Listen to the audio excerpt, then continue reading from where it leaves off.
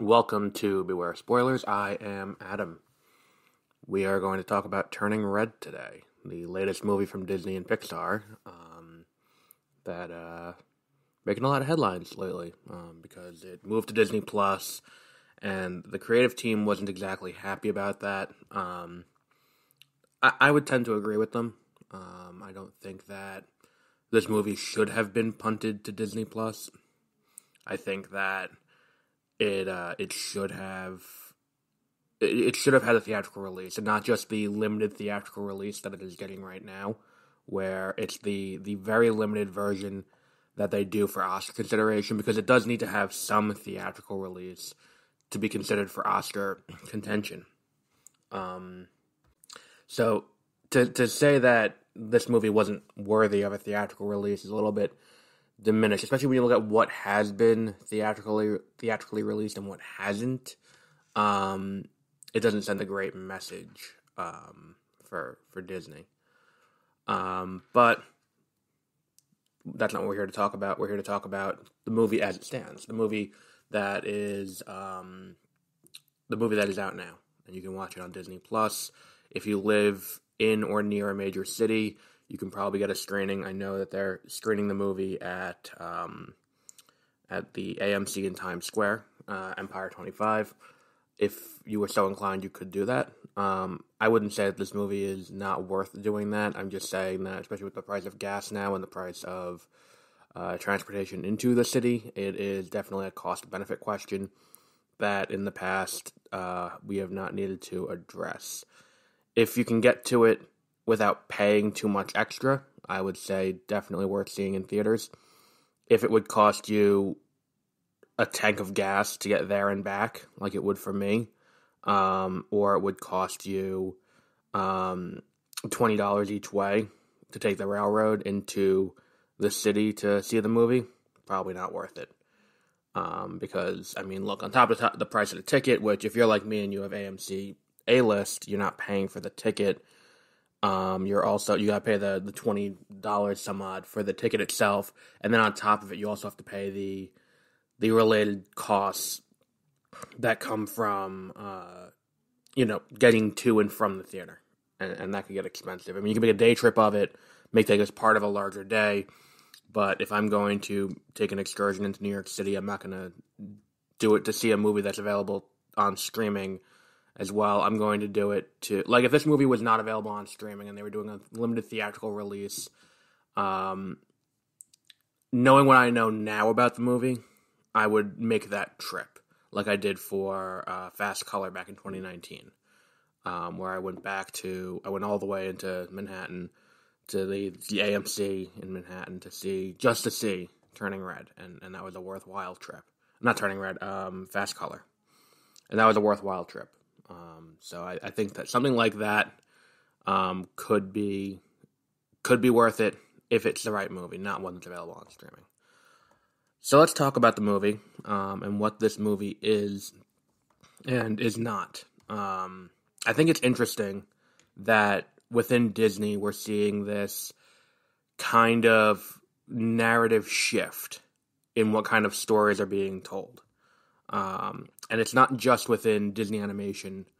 It is across all of Disney's various subsidiaries, too. One of the things we're seeing is an exploration of trauma. What does trauma mean for an individual? What does it mean to have it? How does one cope with it? And how does one move past it? And how does one understand the source of it? And still manage to move on with their lives while still having this thing that they still have to deal with. And it's one of those things that we've been seeing, ever since the pandemic hit. We've been seeing stories with this kind of narrative. Like WandaVision, I would say WandaVision was probably always intended to be that, where it's the story of Wanda. Why is Wanda taking a town hostage to live out this fantasy that she's living in of, this is the world that I want to live in, this world of sitcoms, living in the past and all of that. And doing that rather than confronting the reality of Vision is dead, my brother is dead, and all of that. Yeah, like Agatha's using her at the same time, but there's still that. Falcon and the Winter Soldier talks about, the trauma that comes from mistreatment and incarceration and the brainwashing that the Winter Soldier went through. And it deals with the racial divide and the national trauma that kind of comes from that. The idea that, the government doesn't want him to be Captain America because they don't want a black man representing America. They want John Walker. The idea of, like, that scene with Carl Lumbly in episode 5, where he's just telling the story. And he's telling the story of what happened to him that ended up with him and going to prison. And it's just the story of Captain America going to liberate Bucky and his team. It's that same story, but this time it's him. It's Isaiah Bradley going in and doing it, and Isaiah Bradley's black, and he ends up in jail for doing the same thing that Captain America did, and Captain America got given more assignments and was made a hero for it. And it's that kind of, reckoning, especially when we get to the end of the show. Black Widow is about, dealing with family. It's fundamentally a family story in the same way that Shang-Chi is also a family story. Dealing with, who you are, dealing with the expectation, dealing with, who you are, the way that you are defined by, family, be it assigned family or biological family. And then it's like, that compared to who you are on the inside and the person you become. Then, Hawkeye is survivor's guilt. That's his big thing throughout the show is Clint has this immense guilt towards, the death of Natasha, because Natasha killed herself. He still feels it should have been him who did that. And he's reckoning with that through the entire show, to the point where the big resolution of his conflict with Yelena is not Yelena killing him, it's the two of them finding understanding. And the two of them, meeting in the middle and being like, him acknowledging, I should have been the one who died, not her. What else was there in Marvel? Eternals is also a family story about dealing with the lies and deceit of a family matriarch who did it for the best interest of everyone, but at the same time, it took away autonomy from everyone else. Then you get, Lucasfilm gets in on it too, where Book of Boba Fett, for the faults of that show, a good amount of it, for better or for worse, is devoted to Boba Fett processing and coming to terms with what happened to him between him escaping the Sarlacc pit and then him getting his armor back and reassuming, not reassuming, but assuming the role of as the Daimyo of Tatooine. And it's a story about processing what happened. And then if we look at like Encanto's a story about, neglect, parental neglect or familial neglect. The short that they put before it, which I can't remember the name of, but it was so well done. The short they put before Encanto was a story about breaking the cycle of abuse. And I end off with that one because that's what Turning Red is too. It's a story about seeing what's happening to you, and then processing it and consciously making the decision to not be that person that did that to you. And it does that very well. And I think that, I see a lot of reviews that are like, oh, it's a story about the allegory of puberty and the allegory of all of that. I see it, yes, as that. And yes, they do have fun with that idea where it's like, she turns into the panda and the mom, and she goes into the bathroom and the mom assumes that she's getting her period. And that is kind of a catalyst for a lot of what happens in this movie is that misunderstanding. And then her burgeoning, identity, as she discovers feelings for boys and things like that, are catalysts for the movie. But the central conflict is not about that. If that was the central conflict, it would be her against the panda. But she's pretty quick to just kind of accept the panda and accept that as part of her and be like, okay, so this is me. This is what I have to deal with. It would be great if I could put this away, but for the time being, we will accept this, and this will be part of me, and this will all be acceptable.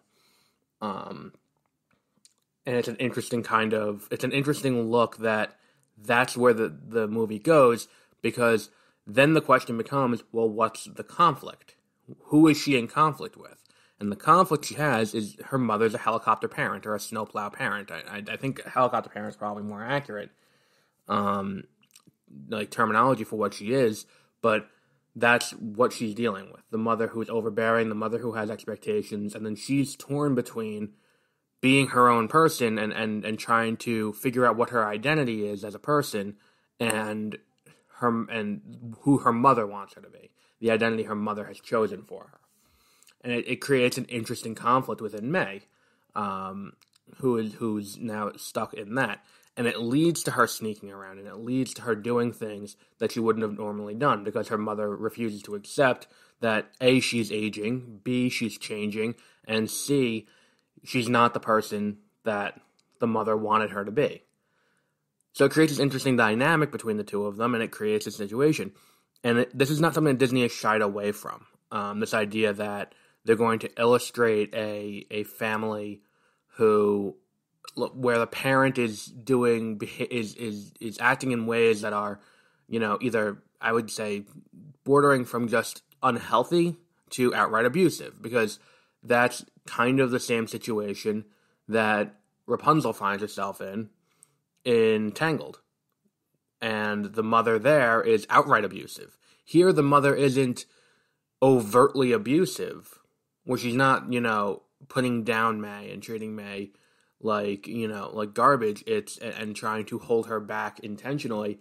It's one of those things where it kind of just looks like May is kind of a passenger in her own life. May is a bystander who doesn't get a say in what happens. It is the mother's decision. And the mother's there to try and, and it's masqueraded as love. And it's one of those things where it's like, you don't ever get the sense that, Ming, who's May's mother, doesn't love May. And it's just that love gets taken too far, and that's why she's acting the way she is throughout the movie. It's a really interesting dynamic that's broken down. And it's one of those things where, by displaying it in this way in this movie, it allows for audience members to discover, to point this out in their own life. And to be like, oh, I recognize this. This is something that is relatable. I can see this. I see myself in this. And it's an interesting kind of look that, even Tangled. I remember reading there were people who their parents wouldn't let them watch Tangled, because the parent recognized, oh, I see myself in that, and I'm not going to let them see that that's wrong. But it's interesting that Turning Red is taking that approach. What else did I have for this? I have notes. So, and the other thing is, it's like they never explain away the mother's behavior, and I think that's an important part of it, is that, again, in the past with a movie like this, where it's like in the past in a movie like this, it would have been May versus the panda, and then eventually coming to terms with the panda. That would have been the conflict. Here, if they got to this point in the movie, and the point they get to in the movie is this idea of, May's mother acting in this way, May doesn't forgive the mother for specifically what she has done. She understands it in the end and identifies what's wrong with it. And then the mother identifies, too, what she's doing is wrong. And the mother identifies, and there's this great scene at the very end of the movie. It's kind of like the climax, the emotional climax in the movie, where May meets her mother when her mother was her age. And she sees her mother in the same situation she is. And she sees that, Ming has the same problems that May does. It's overbearing mother, the mother who wants to control every aspect of her life and all of that. So she sees that, oh, this is where she came from. This is what happened. And it's understandable. And then she guides her mother, like, no, you don't have to be that person. Like, if you don't want to do that, you don't have to. You have a choice. And then she guides her mother through the forest back to the portal to seal the panda away. It's such an interesting way of telling the story. And that doesn't even get into how stylized the movie is and how well they mesh 2D and 3D animation at times to create really interesting visual effects. It's a really good movie. It's really well done. It is probably a clear frontrunner for Best Animated Feature.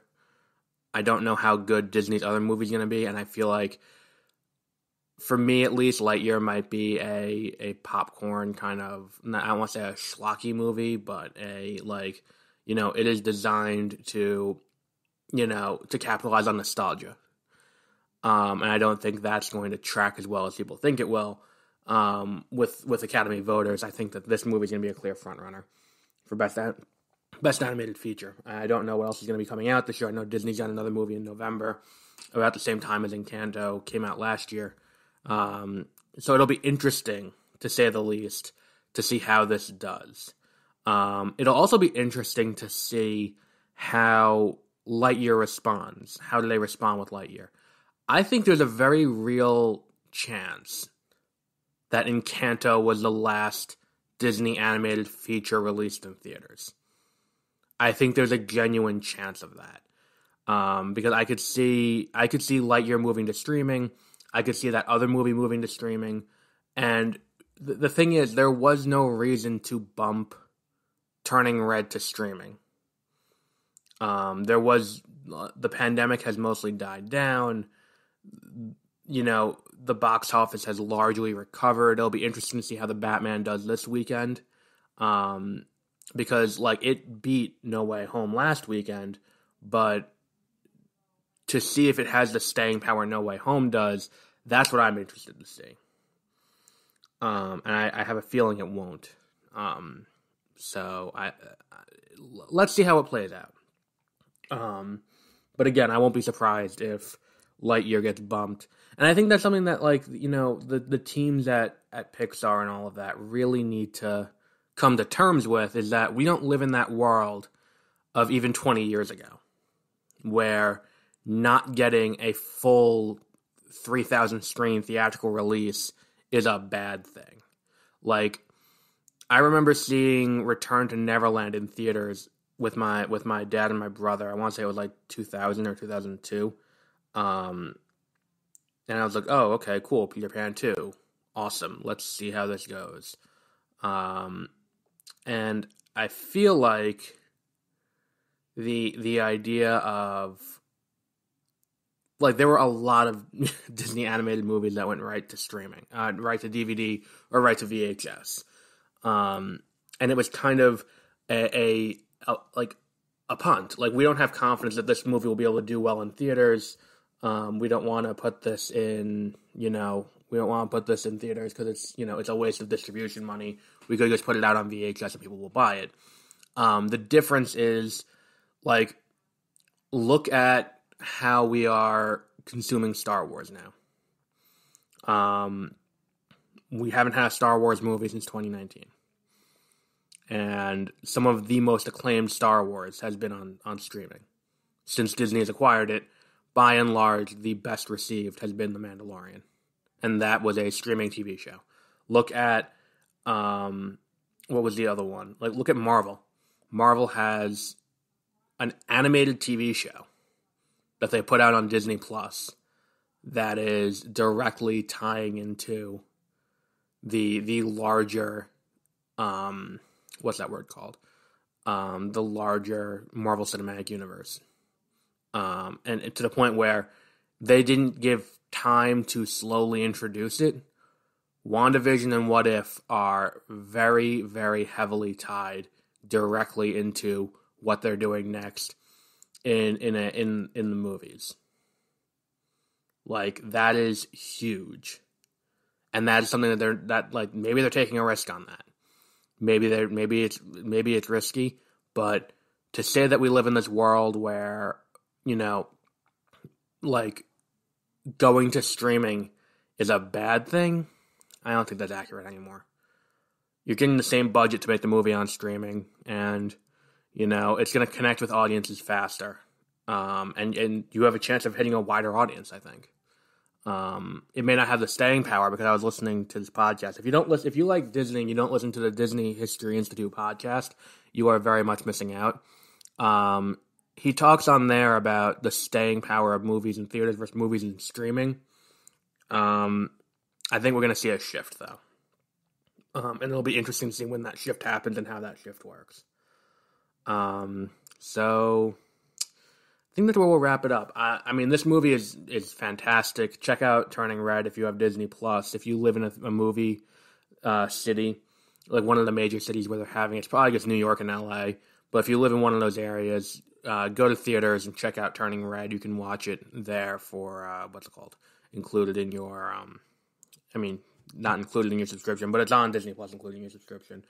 Definitely worth checking out for anyone who likes well-made animated movies. And this movie feels more not adult, but more teen, like more so than other Disney animated movies or Pixar animated movies. But it's definitely worth your time to watch. Very, very well executed. Probably Monday will be the review of The Adam Project. Tomorrow we have a special episode planned. And keep a lookout for that. It's going to be a nice discussion of the Batman. So strap in for that. So we'll wrap up there for today. Until our next episode tomorrow, have a great rest of your week.